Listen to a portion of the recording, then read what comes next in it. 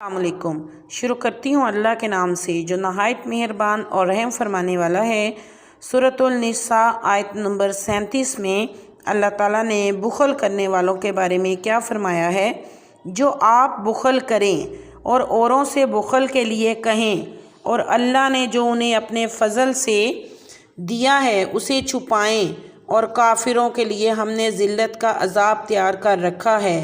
और वो जो अपने माल लोगों के दिखावे को खर्च करते हैं और ईमान नहीं लाते अल्लाह और ना क़यामत पर, जिसका मुसाहिब यानी साथी शैतान हो तो कितना बुरा मुसाहिब है और उनका क्या नुकसान था अगर ईमान लाते अल्लाह और क़यामत पर और अल्लाह के दिए में से उसकी राह में ख़र्च करते और अल्लाह उनको जानता है।